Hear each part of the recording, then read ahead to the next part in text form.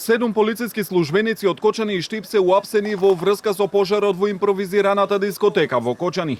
Осомничени се за тешки дела против општата сигурност, како соизвршители изготвиле, подпишале и одобриле позитивна согласност, со што овозможиле дискотеката Пулс во Кочани да се стекне со лиценца за вршење угостителска дејност, иако објектот не ги исполнувал законските услови за работа. Осомничените сите заедно предизвикале значителна опасност за животот и телото на луѓето, возможувајќи кабарето да работи во субстандардни услови, при што на 16 март 2025 во објектот настанал пожар во кој починале 59, а 196 се здобиле со тешки телесни повреди, велат од обвинителството за гонење на организиран криминал и корупција. Според министерот за внатрешни Панче Тошковски, 4 инспектори и началници од Штип констатирале дека кабарето ги исполнува законски услови во делот на заштита на јавен ред и мир и во делот на сообраќај. Без проверки го одобриле и подпишале известувањето до Министерството за економија. Началникот и заменикот командирот од полициската станица во Кочани ја подпишале телеграмата околу согласноста за кабарето, иако во близина на него имало пријавени нарушувања на јавен ред и мир и пријавени кривични дела.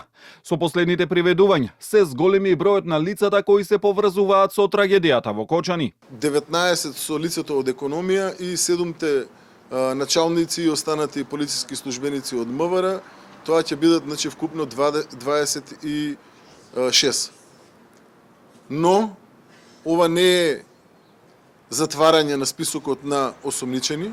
Зошто? Заради тоа што огромна документација се разгледува, поврзана со кривично-правниот настан.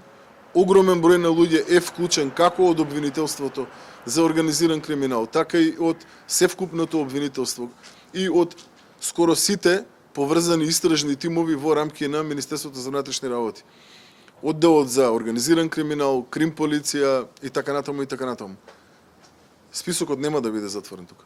На останатите кои досега беа приведени им беше определен 48-часовен притвор. Оваа мерка се продолжува на барање на обвинителството пред формалното отворање на истрагата.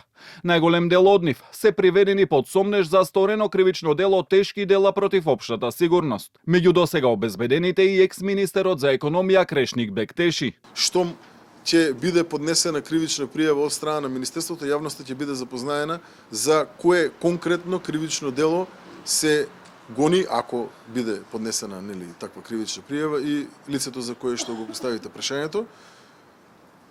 Лично мене, ако ме прашате, согласно на кое што јас можев да го увидам од досега собраните докази кои што како информација се споделени со мене, сметам дека ќе биде истото кривично дело како и за сите останати.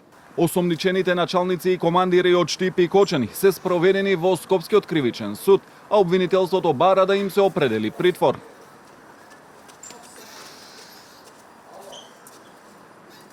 Не бил ни